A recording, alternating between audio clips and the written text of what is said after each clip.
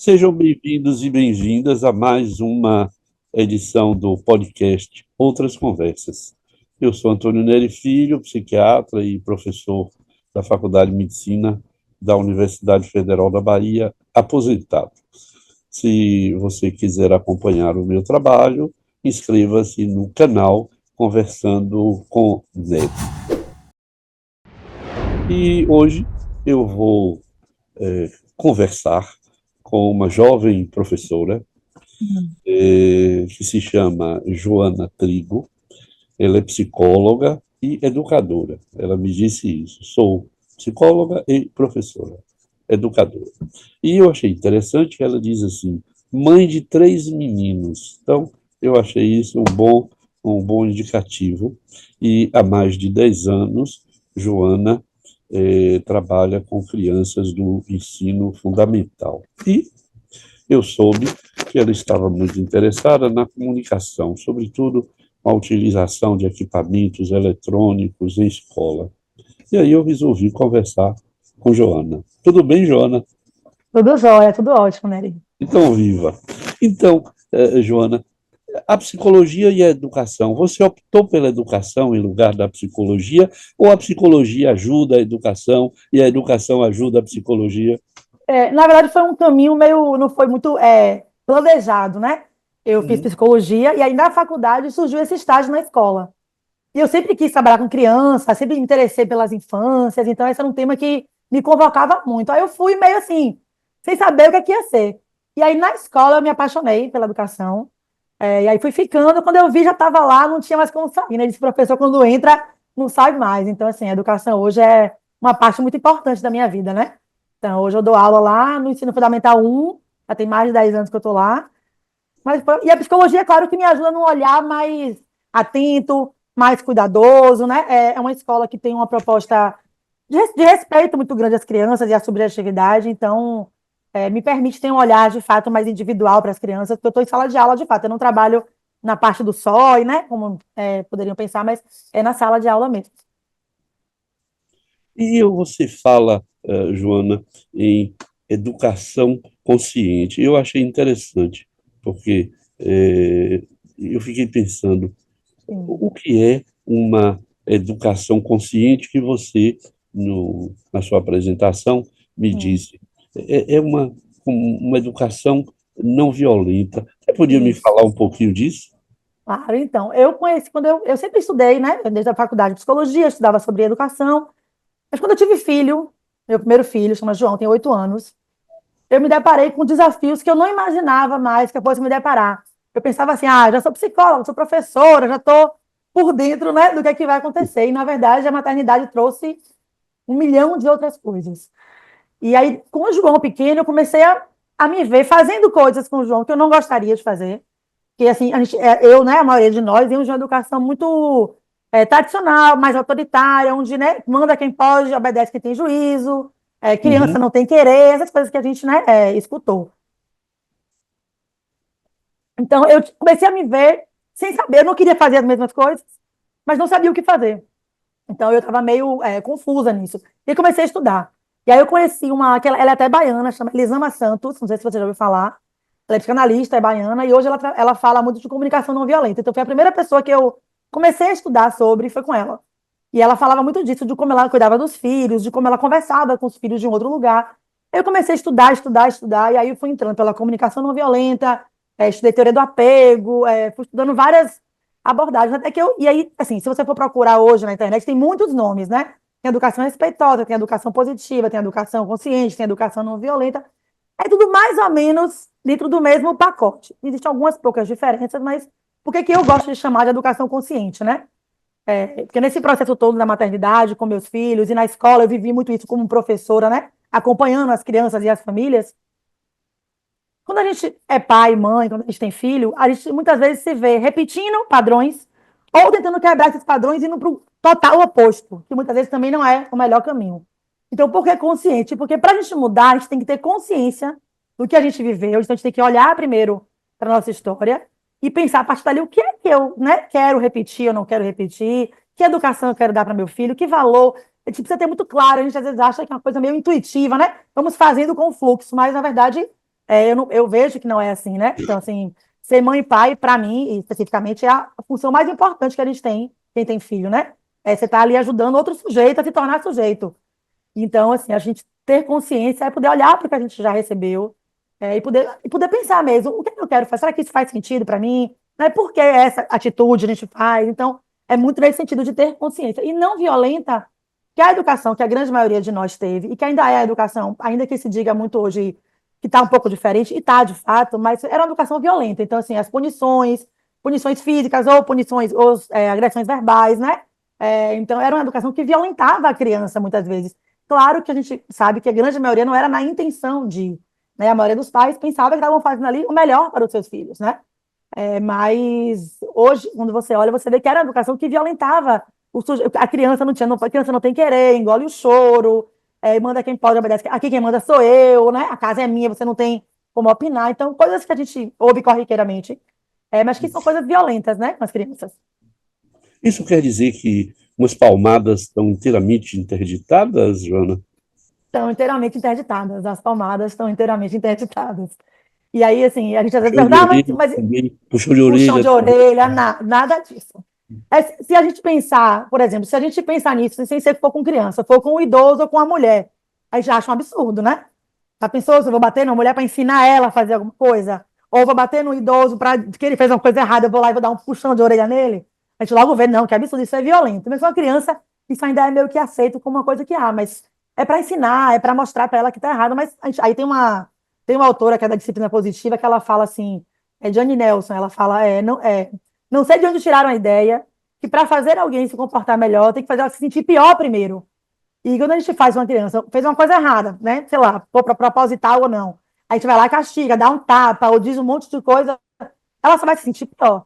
Como é que a gente pode pensar que isso vai fazer ela querer ser melhor ou fazer diferente, né? Então, tem um pressuposto aí por trás disso que eu acho que a gente está começando a mudar, mas muitas vezes hoje tem caído no outro extremo, que é uma permissividade, né? Que é uma coisa que Sim, precisa ter muito cuidado, né? Então, a gente está indo, acaba indo para o outro lado, né? Que também não é o caminho. era isso que eu ia perguntar a você. Se, de um lado, o uso autoritário da Sim, lei, da força, não educa, sim. por outro lado, eu tenho visto uma espécie de dialoguismo. Eu estou Sim, inventando isso sim, aqui, um sim, sim, dialoguismo. Filhinho, que cor você quer a roupa? sim, É, filhinho, ou filhinha, que sapato você quer usar? sim, E a criança recusa uma por uma. sim, Vai comer, você quer isso, meu amor? sim, Eu chamo isso provocativamente aqui para nós de sim, um dialoguismo. Não existe sim, essa palavra. Talvez seja isso que você está dizendo, sim, um excesso de permissividade. Aí eu vou lhe dar um sim, exemplo rapidíssimo. Eu tá. estava no avião e tinha uma criança correndo para lá e para cá, incomodando o avião inteiro. Sim, E eu olhei para o pai, não disse nada. Ela estava atrás da minha cadeira e ela empurrava a minha poltrona com os pés. Eu olhei de novo, não disse nada, eu fiquei sim, constrangido, porque o pai olhou para mim e viu que eu estava constrangido, mas não fez nada. Quando a moça colocou, a comissária colocou a bandeja com a comida sim, e um copo com água, a criança bateu a mão embaixo da mesa e derramou tudo. sim. Eu olhei para ele e disse: Você está vendo? E a pessoa me respondeu: Isso é coisa de criança. Como é que você viu uma coisa dessa? Pois isso e aí é isso, acho que a gente fugindo de um lugar acaba muitas vezes caindo nesse outro lugar. Mas existe um caminho do meio. Não é fácil, não vou dizer que é muito simples. Assim, a mãe com o filho, ou o pai com o filho, um adulto com a criança, é uma relação como é qualquer outra. Então, nas relações de marido e mulher, de irmãos, de trabalho, não são coisas matemáticas. Se isso, então isso, né? E com os filhos também, da mesma forma, não é uma coisa. Então, se fizer isso, faça aquilo. Mas a gente precisa pensar a partir de um pressuposto que é uma criança, de fato, é coisa de criança ela querer correr, mas o adulto, enquanto adulto, precisa ajudar aquela criança a entender que aquele lugar não é um lugar dela correr, né? Então, e se precisar segurar a criança, por exemplo, você falou, né? Não pode dar beliscão, não pode bater, mas às vezes precisa segurar ela. Né? Então, por exemplo, eu tenho três filhos, né? Um de 8, um de 7 e um de 2. O de 2 está numa fase de querer bater, às vezes ele vem, então assim, não sai bater. Então, bater para mim é algo inegociável. Eu não vou negociar. Ah, mas tá nervoso, tá nervoso. Aí eu digo, aí eu valido ele o que ele sente, ó. eu sei que você está chateado, que você queria muito tal coisa, mas agora não dá. E aí, se você bater, eu vou precisar segurar a sua mão. E ele vem e bate. E aí eu seguro a mão dele. Filho, eu não vou poder soltar você. Aí ele fica, me solta, me solta, me solta. Não vou soltar. Porque bater, para mim, é uma coisa que não dá para negociar. É um valor que eu não quero que ele entenda que é possível ser feito em alguma circunstância.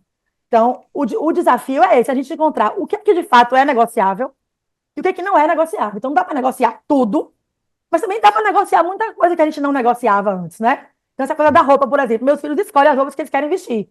Tá no armário deles lá, eles vão e escolhem. Ah, veio com a roupa rasgada, vai para uma festa. Filho, tá rasgada, não dá.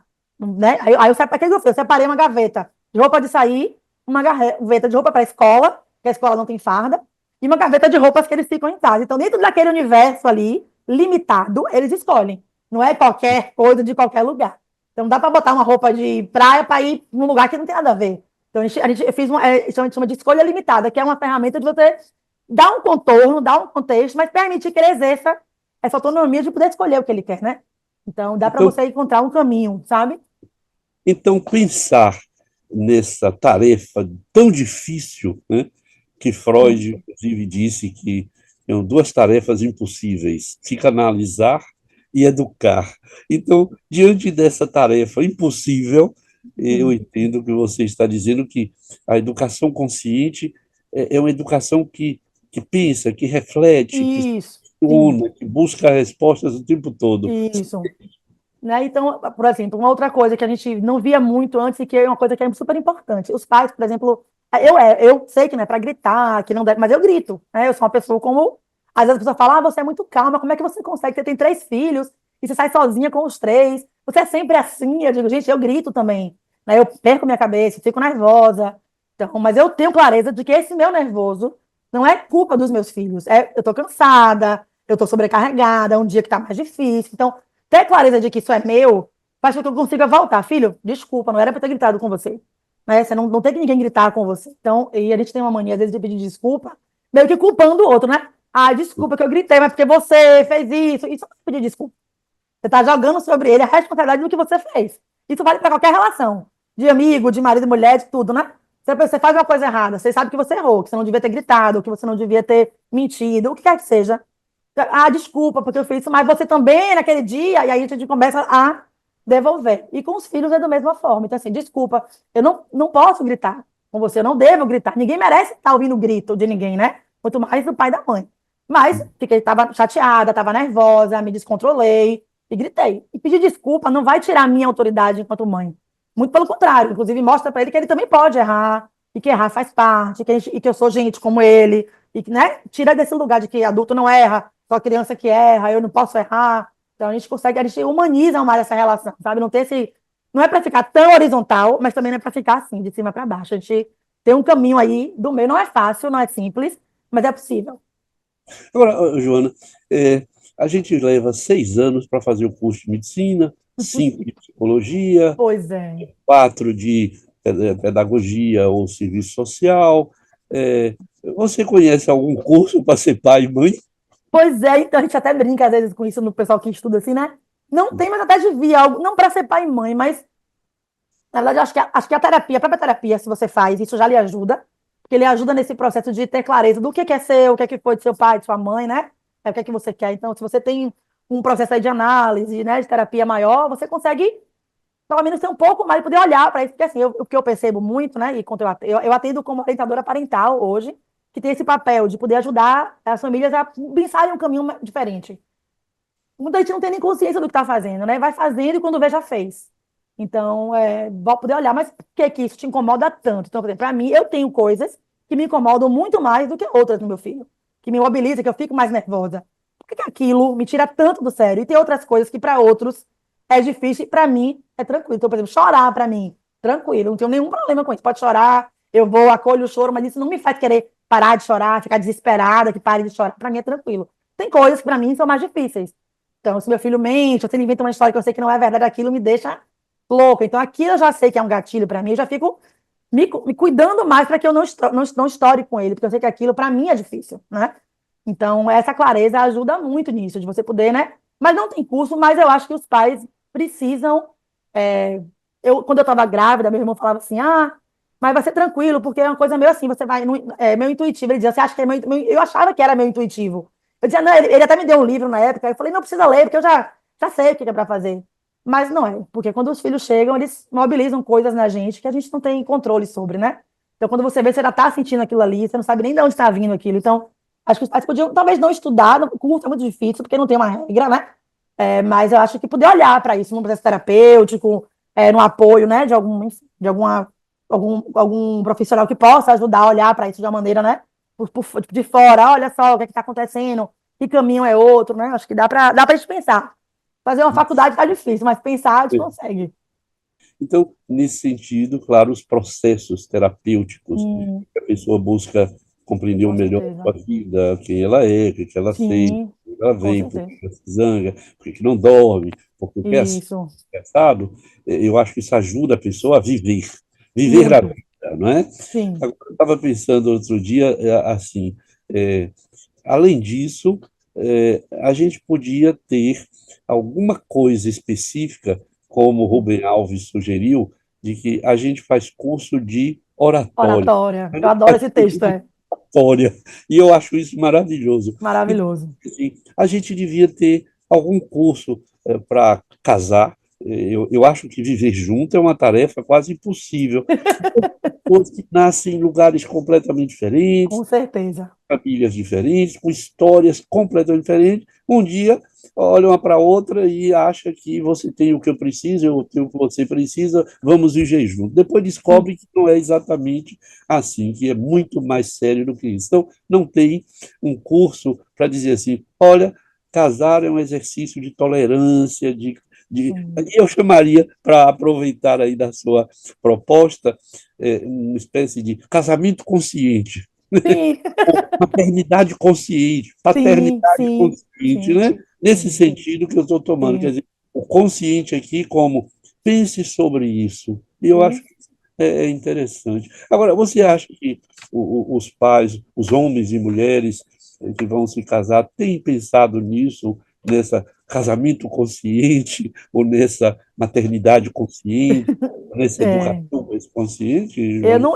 eu não vejo muito esse pensamento chegando antes, não. Muitas vezes, quando a coisa já está instalada e talvez surgindo os conflitos, e surgindo, às vezes, o não saber, né? Isso que você falou é bem isso. Esse texto de Rubem Alves é maravilhoso, né? Porque isso da escutatória é para todo mundo, né? A gente quer muito falar, mas a gente pouco escuta o outro, né? Oratória, É, né? ora, Oratória. é, mas Você aí ele fala que deveria ter um curso de escutatória para a gente, oratória. para gente aprender a ouvir os outros, né? Porque, de fato, a gente fica muito preocupado em falar.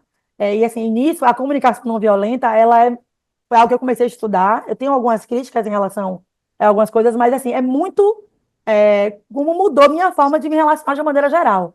Então, O que uma que coisa que ele... tem? Então, na verdade, assim, eu tenho algumas críticas. Ele tem algumas coisas, alguns relatos que eu li de posturas do cara que é considerado o fundador, né, que é Marshall Rosenberg, ele colocando, às vezes, as pessoas, por exemplo, numa situação de exposição a uma nova violência. Então, por exemplo, se uma mulher viver uma violência com um homem, muitas vezes a necessidade de meio que não obrigar, mas colocando sobre ela a necessidade de perdoar, por exemplo, aquele outro, sabe? Eu acho que tem coisas que são coisas distintas. Então, assim, mas eu acho que a comunicação não violenta ela ajuda a partir disso de a gente poder, quando a gente está conversando, por exemplo, com um amigo, muitas vezes a gente está pensando no que vai falar e não está ouvindo o que ele está dizendo. A gente está pensando, vou contar, ele está falando sobre isso, não. Quando ele acabar de falar, eu já vou contar tal coisa. E vou falar outra tal coisa. Então, a gente não ouve com verdadeira curiosidade, uma genuína de entender o que ele está falando, de escutar, de ouvir. Então, isso, a CNV, ela traz como um valor muito importante, de você, de fato, escutar o que o outro traz, né? E perguntar curiosamente mesmo. Mas você falou sobre isso, mas o que é isso mesmo que você está querendo dizer, né? E você poder entender que assim, a comunicação, ela é fundamental na nossa vida. E a gente tem que ter clareza que o que a gente fala nem sempre muitas vezes não é o que o outro entende. Então, quanto mais a gente cuida disso, mais a gente evita esses ruídos, né, na comunicação, assim. Então, eu acho que não vejo muita gente pensando nisso antes, não. Eu vejo muito quando o casamento já está ali sem poder muito diálogo, ou quando o conflito com os filhos já está de um jeito que não sei mais o que é que eu faço com essa criança, e aí é que começa a pensar no que fazer, né? Mas um pensamento preventivo, assim, não vejo muito, não.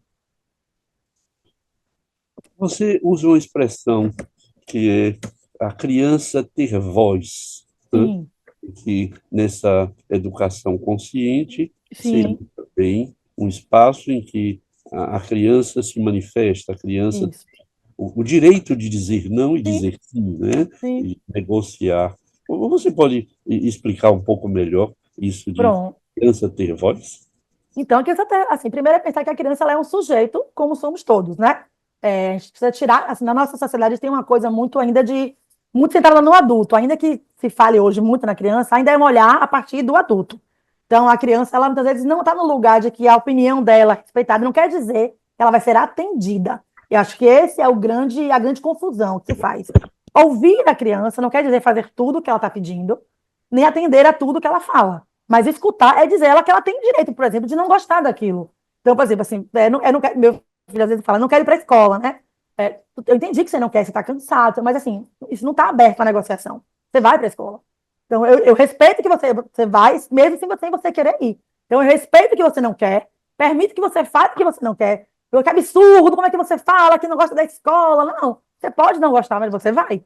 Então, é poder saber que ele pode se expressar sentimentos, até sentimentos que são tidos como não, né, não aceitáveis. Então, assim, não existe sentimento não aceitável. Todo sentimento, ele é aceitado. O que não é aceitado é o que você faz com aquilo que você sente. Então, eu posso ter raiva, posso ficar com muita raiva, posso ficar frustrado, posso ficar triste, mas não posso bater no outro, não posso quebrar as coisas dentro de casa, não posso ofender o outro verbalmente. Então, eu posso sentir tudo isso, mas eu vou ter que aprender o que é que eu vou fazer com isso. Então, assim, dar a voz é muito nesse sentido de respeitar a opinião, o desejo, principalmente os sentimentos, mas isso não quer dizer atendê-lo prontamente quando é falado, que eu acho que esse é o grande nó que eu vejo hoje nas famílias, uma mistura disso, né? Ah, se eu escuto, então eu tenho que fazer? Não. Você pode dizer não, sustentar o não, ser assertivo no seu limite, mas respeitando o que ela está sentindo aquilo. Ela não precisa gostar do seu limite, né? Então, esse é mas eu falei não com tanto cuidado, e mesmo assim ela ficou com raiva, vai ficar. Ela quer, por exemplo, ver televisão mais tempo. Mas se você sabe que naquele tempo é hora de desligar, filha, a gente já combinou, tem jeito de desligar agora. O que dá para fazer são pequenos ajustes, por exemplo, são estratégias, né? Ó, daqui a 5 minutos a gente vai desligar. Ó, falta só mais 1 minuto. Isso vai preparando ela para aquele momento. Porque assim, se você pensar, se você se colocar no lugar da criança, você está lá assistindo um filme, alguém vem e mete a mão na televisão e desliga. Oh, como assim? Eu não posso nem dizer nada, não posso.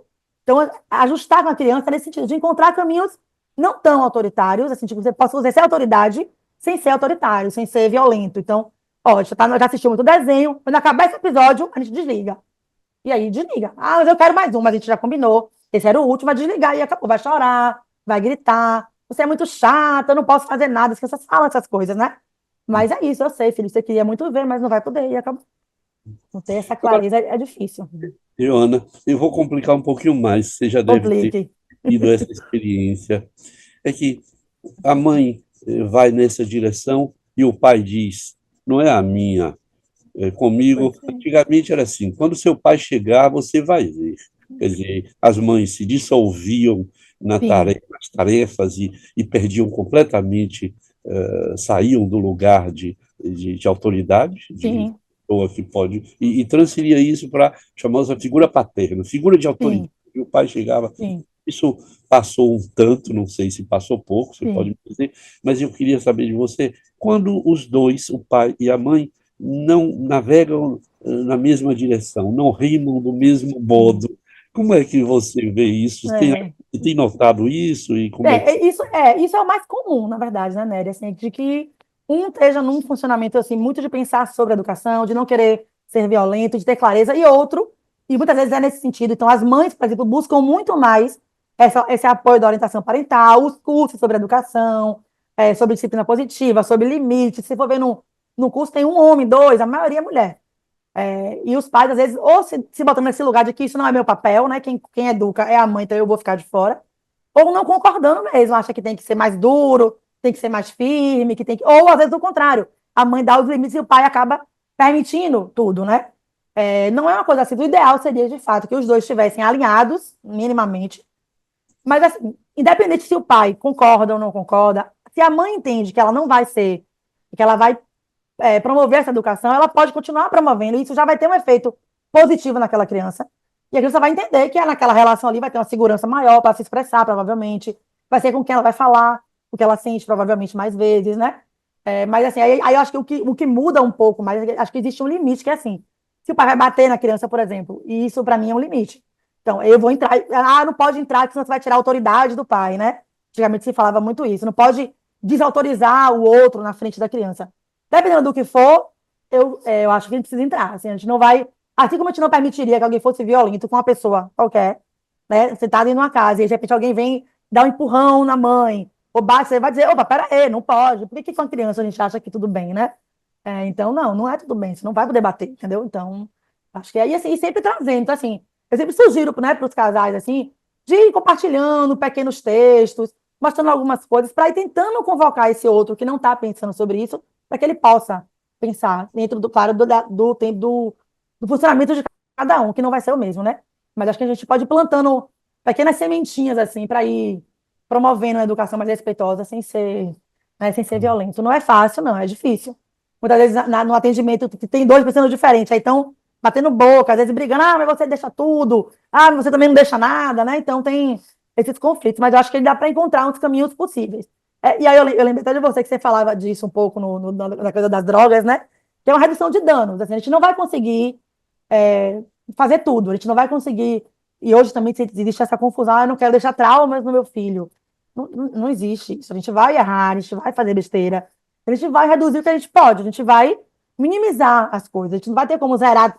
Eu vou perder a cabeça, eu vou gritar, eu vou fazer coisas que para ele vai ficar de uma marca, que para mim estava tranquilo, mas para ele ficou do tamanho enorme. A gente não tem controle sobre isso. Então, eu acho que é entender que a gente está reduzindo os danos, aí vamos diminuindo a cada geração, talvez quem sabe lá na frente seja um pouco melhor, Eu né? gostei disso. Transgeneracional. Isso. Interessante. Agora, Joana, e a culpa, que é uma coisa que os pais vivem de um modo Sim, extraordinário, como é que nessa educação muito. consciente e nesse casamento consciente fica a É, Então, a culpa, às vezes até fala assim, nasce uma mãe, nasce uma culpa, tem um ditado que diz isso, né? Que eu acho que isso é muito, enfim, impregnado no como a mulher ainda está nesse lugar de que ela fica responsável por educação e pelos méritos e não méritos dos filhos, né? A culpa, ela sempre vem, assim, acho que eu nunca conheci uma mãe ou um pai que não se sinta culpado em algum momento, né? Dado de realidade. E muitas vezes a permissividade vem, às vezes, por isso, assim como o autoritarismo. Para eu não me sentir culpado, porque a criança vai, por exemplo, vai espernear, vai chorar, vai gritar, vai me chamar de chata, eu odeio você. É aquilo para um pai que não está com um vínculo muito estabelecido com aquela criança, que não tem uma conexão ali no dia a dia, ele vai sentir, poxa, será mesmo então que o meu filho não gosta mais de mim? Ele põe em xeque aquilo, então aquilo vem na culpa, então, para não sentir aquela culpa, eu atendo o que é pedido. Assim como o autoritarismo. Se você vem e impõe uma regra que não há espaço de negociação, você não está dando espaço para sentir aquilo ali também, para se ter o conflito, para se ter, né, o questionamento. Então, a culpa ela acaba muitas vezes permeando essas relações, né? Isso quer dizer, então, Joana, uma questão para você, é Hum. que reduzir a culpa é uma redução de danos. Quer dizer, Também, dizer aos pais que, olha, sentir culpa faz parte do jogo sim, e não é patológico, não é uma doença sim, sentir culpa, né? sim, Nesse sentido, eu estou tomando aqui o que se chama de redução de danos, que nós sim, usamos, sim, no é, cuidado com pessoas usuárias de álcool e outras drogas. isso, É dizer às vezes dizer a um pai ou uma mãe, olha, a culpa faz parte do jogo, sim, não há como ficar fora, isso é, talvez ajude um pouco, não é?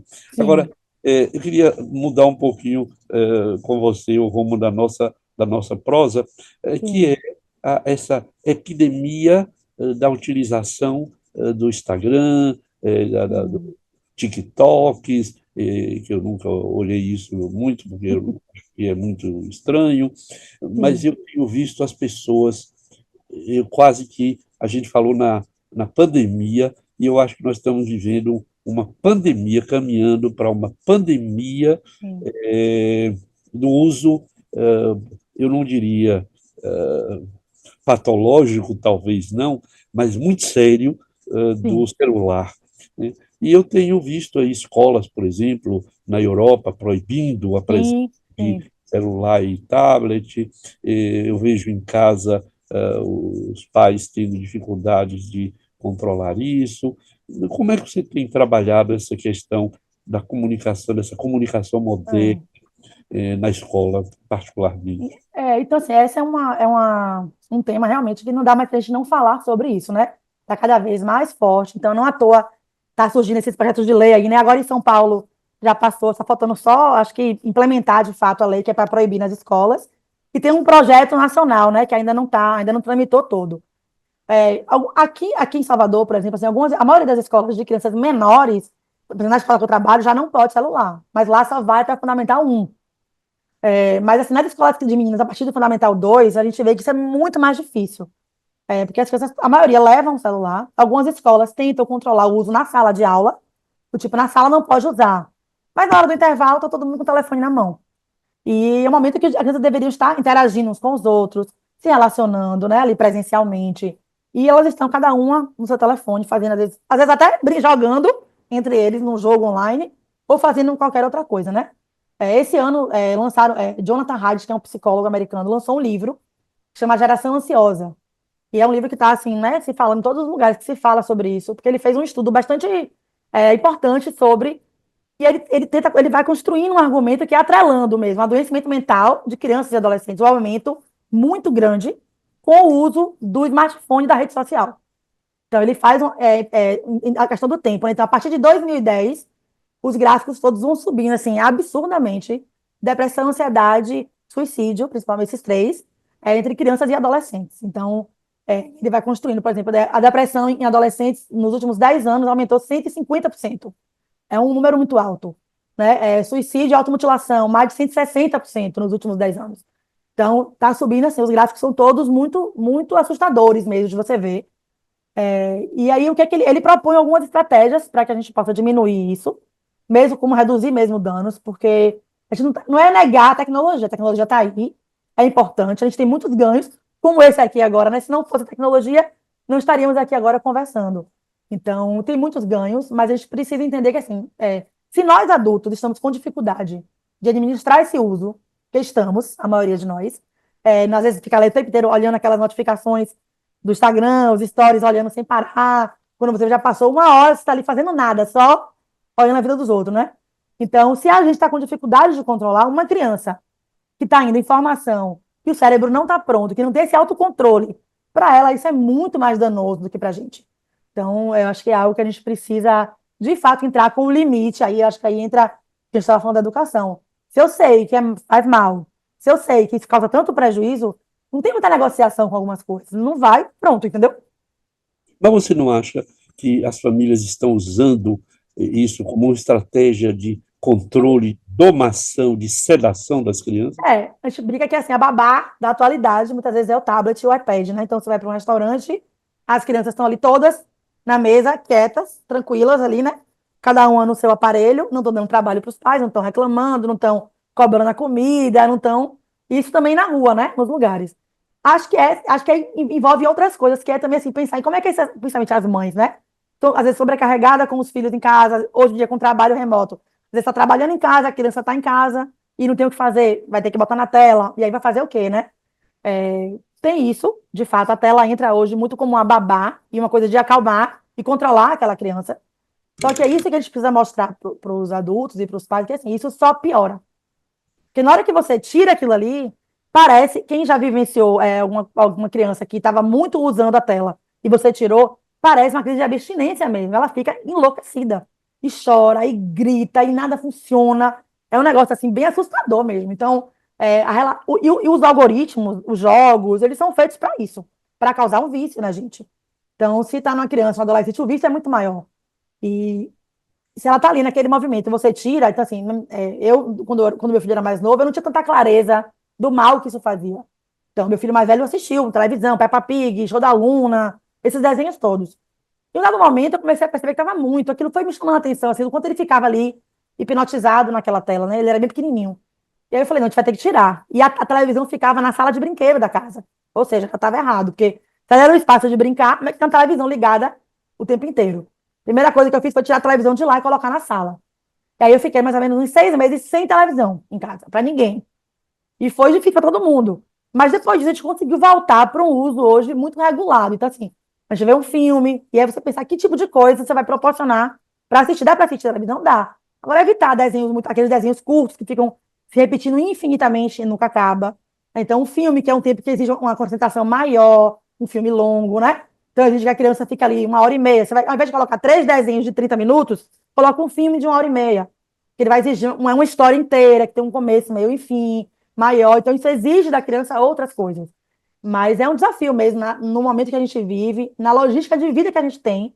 Zero tela, eu acho que é uma meta um pouco impossível, eu acho. Mas eu Eu acho que tenho, dá para a gente melhorar bastante. eu tenho notado, andando pelas ruas, que eu não vejo mais ninguém sem um celular. Na minha experiência em Salvador, as únicas pessoas que eu tenho visto sem celular são umas poucas de rua. E mesmo algumas pessoas em situação muito crítica têm um Sim. celular. Então, como você diz, não vai dar para dizer acabemos com os aviões porque eles Não, caem, ou os isso. carros porque causam Não é acidente. isso. É, É um instrumento que chegou e eu acho que nós conhecemos muito pouco ainda. exatamente. Mas eu queria fazer com você um exercício futurista, lhe Sim, perguntando, na sua perspectiva de educadora e psicóloga, o sim, que você vê pelos próximos aí, sei lá, 10, 20 anos com relação a, a essa, a essa toxicomania, para sim, chamar essa dependência a sim. um equipamento que está na palma da mão? A professora Marilena Chauí critica Sim. muito isso, diz, você fica ali idiotizado. Há um outro psicólogo que diz, no celular você só olha para o passado, não tem nada de Sim, futuro, só tem é passado. verdade. Você está sempre olhando para trás. É Como verdade. é que você vê isso como educadora, Joana? Então, né, eu acho assim, que se a gente continuar como estamos, né, sem medidas que possam regular de alguma forma esse uso, para reduzir um pouco, assim, eu acho que o cenário é até difícil de imaginar, né? Como você falou, a gente conhece muito pouco sobre. Então, a gente, quando entregou, e Jonathan Haidt fala disso, quando a gente entregou o smartphone para crianças e adolescentes, a gente fez o maior experimento da história, porque a gente não sabe o que ia acontecer. Então, a gente entregou um aparelho que a gente não sabia que efeito teria naquilo ali, e hoje a gente está vendo que isso realmente são efeitos muito danosos. Então, se isso continuar assim, a gente já tem esse impacto de adoecimento mental muito grande. As adolescentes, as meninas são mais impactadas do que os meninos, nessa questão do suicídio, por exemplo, e da depressão, muito pelas redes sociais, pelos padrões, né, que são exigidos das mulheres mais do que dos homens. E eu acho que isso vai sendo uma crescente, assim, de que até uma questão de saúde pública, porque, assim, até nessa pesquisa dele, ele fala que o aumento de crianças que deram entrada em posto de saúde por automutilação é muito maior. Então, isso tem um impacto que a gente não consegue nem prever de tantos desdobramentos que vão acontecendo. Então, já tem impacto nas escolas, então, já tem pesquisas que mostram uma queda do rendimento escolar, né, de crianças que estão com o telefone na escola. Acho que tem coisas que a gente vai precisar pensar, por exemplo, a inteligência artificial, né? Ela está aí e ela vai crescer. Então, como é que a gente vai ajudar as crianças a usarem? Ah, não pode usar, não. Vai poder usar, mas vamos aprender a usar. Só que a gente vai ter que primeiro aprender para isso, só que a gente vai aprender e vai ensinar ao mesmo tempo, né? Eu me lembro até da pandemia. Na pandemia foi um pouco assim, né? Quem dava aula, a gente ia dando aula online e aprendendo na mesma medida que ia fazendo. Então, eu não sabia fazer muito pouca coisa, mas eu ia aprendendo na medida que eu fazia e dava errado, dava certo, ó, isso não funcionou. Então, acho que a gente vai precisar estar muito atento, não dá para fechar os olhos. Eu acho que esse vai ser o único caminho possível de diminuir um pouco os danos, é estar atento, assim, olhando e pesquisando e atento a essas coisas. Então, se percebeu que a criança começou a dar, então, por exemplo, algumas medidas que sugerem para diminuir um pouco esses riscos, né? Por exemplo, não levar o celular para o quarto, por exemplo, né? Por quê? Porque uma criança que está autorizada a ir para o quarto com o celular, ela começa cada vez mais a se fechar no quarto e fica ali, ó, naquele mundo ali, e os pais não têm nem acesso ao que está fazendo. Ah, mas eu uso o controle parental. Ok, mas muita coisa passa pelo controle parental, nem tudo consegue, esses aplicativos conseguem controlar. Então, não levar o celular para o quarto, propor não levar para as refeições, para do almoço, para a hora do café. Isso tem que ser uma coisa da família inteira, da casa, né? Então, assim, não vai buscar o filho na escola, vai entrar, deixa o telefone no carro, tem que ficar tá, o tempo inteiro, né? Será que tudo é tão urgente assim? Aí a gente vai ter que pensar, a gente vai precisar pensar nisso, né? Será que a gente também está nessa coisa? Tudo é urgente, tudo tem que ser agora, tudo tem que responder na mesma hora. Será mesmo que precisa? Então, vai precisar de uma mudança de todo mundo, não dá para delegar, só que as crianças não vão poder fazer e a gente vai continuar nesse ritmo, porque isso também não vai funcionar. Eu estou tentado aqui a fazer uma analogia para conversar com você, que é a seguinte: Hum. as pessoas me perguntavam muito se eu era favorável ao uso de drogas. E Sim, eu dizia, eu não sou favorável nem contra. As pessoas usam drogas em função das suas histórias, das suas sim, necessidades. E aí outras vezes me perguntavam, você é contra beber? Eu dizia, não, eu sou contra beber e dirigir, porque beber e dirigir isso, coloca a vida num risco muito grande. exatamente. Pegar cocaína e dirigir um avião é um problema, enfim.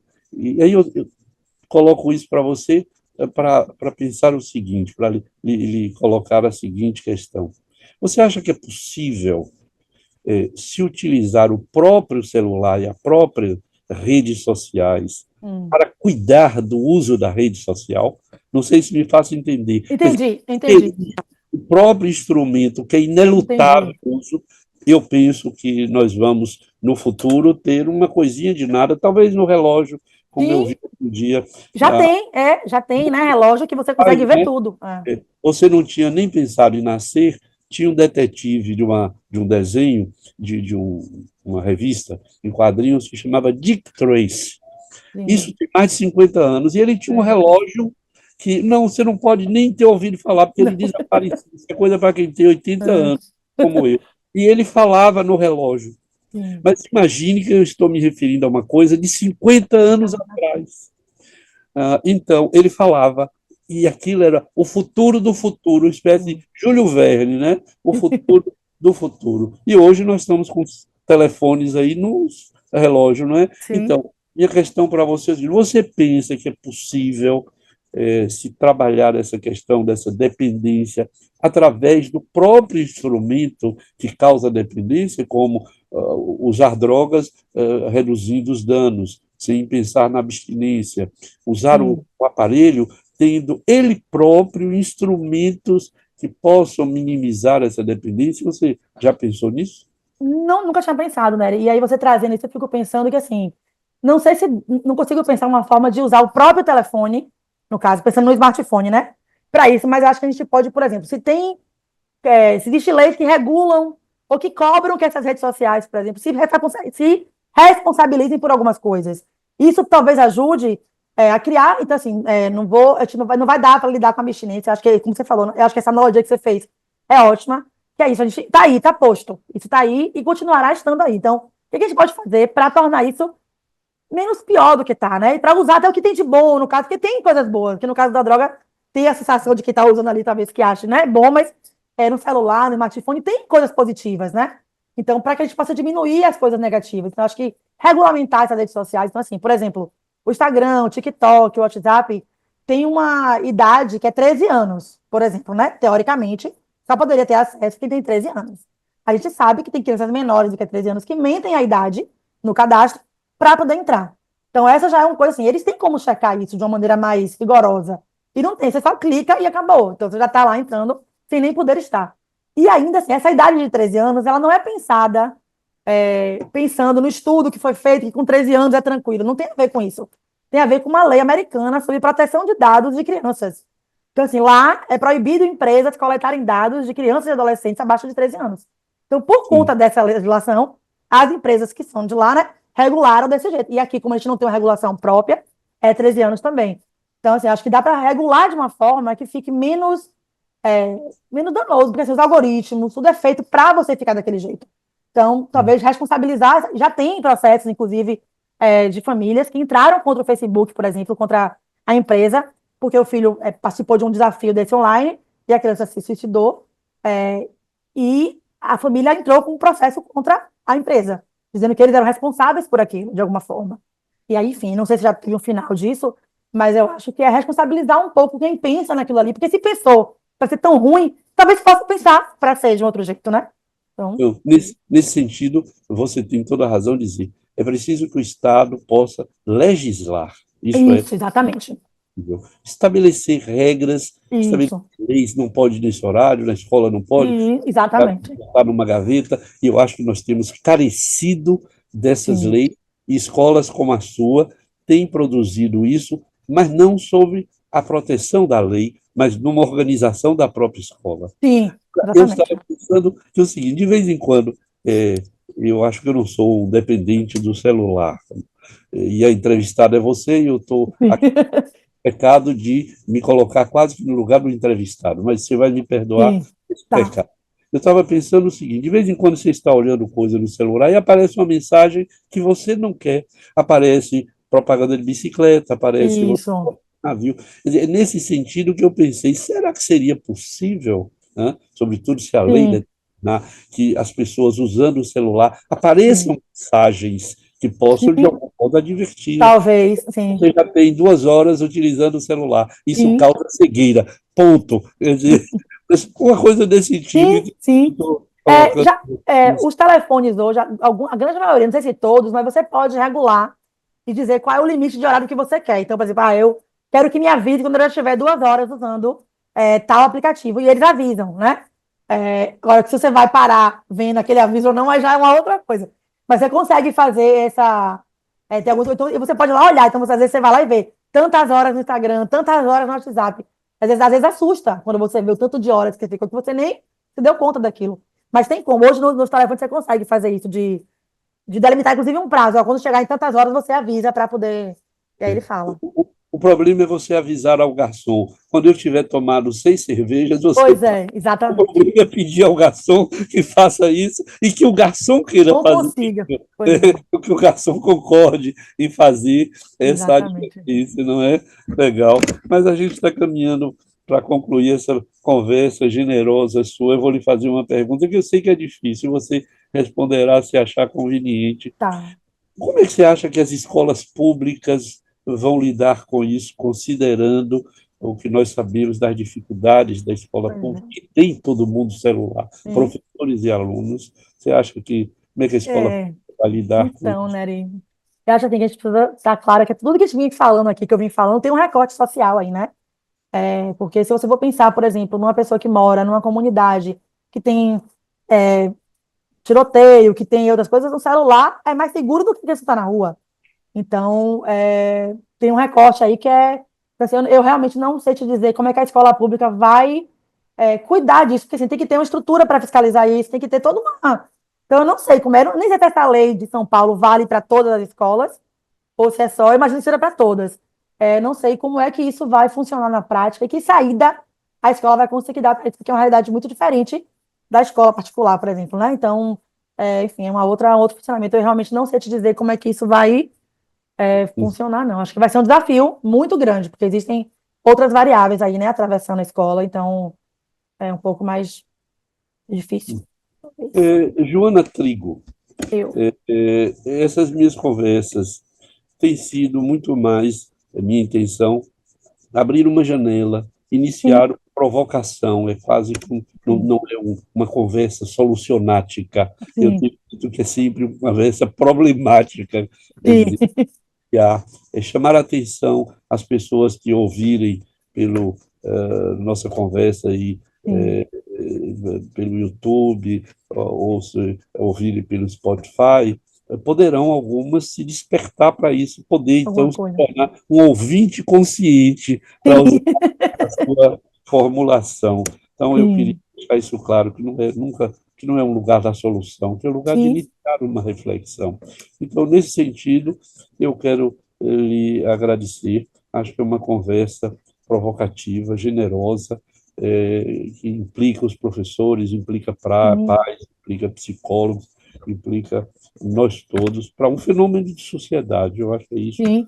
você está dizendo. Então, para lhe agradecer essa conversa, eu não vou ler uma poesia, não vai ser Fernanda Pessoa, que é o favorito da sua mãe, que é uma grande É, escritora de Fernando Pessoa.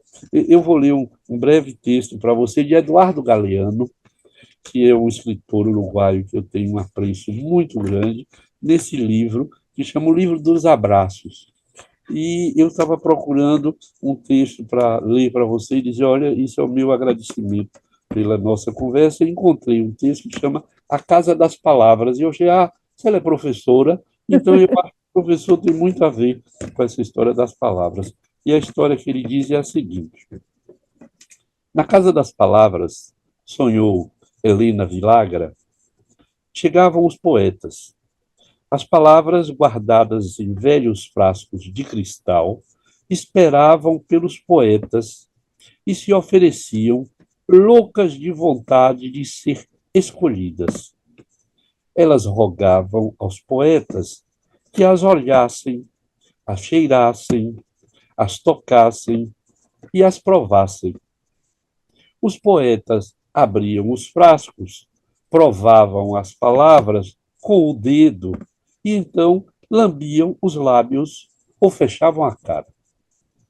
Os poetas andavam em busca de palavras que não conheciam e também buscavam palavras que conheciam e tinham perdido. Na Casa das Palavras havia uma mesa das cores. Em grandes travessas, as cores eram oferecidas e cada poeta se servia da cor que estava precisando. Amarelo-limão, amarelo-sol, azul do mar ou de fumaça, vermelho-lacre, vermelho-sangue, vermelho-vinho. Então, fica para você aí essa Adorei. tema da Casa das Palavras e obrigadíssimo por essa nossa conversa generosa. Eu que agradeço, né? Assim, muito obrigada, é uma honra, de verdade, assim, poder conversar com você aqui, né, te acompanho em outros, eu acompanhava desde lá da rádio, depois minha mãe sempre falando de você, então eu me sinto muito privilegiada de poder estar aqui falando com você, né? Então, muitíssimo obrigada mesmo pela oportunidade. Eu gostei muito de conversar com você, uma jovem professora que traz essa questão da educação consciente, que eu gostei muito, esse lugar da palavra à criança, desculpabilizar os pais. Então, os que nos ouviram e se gostaram, dá um like, comenta, compartilha, até a nossa próxima conversa. Então, obrigado. Obrigada.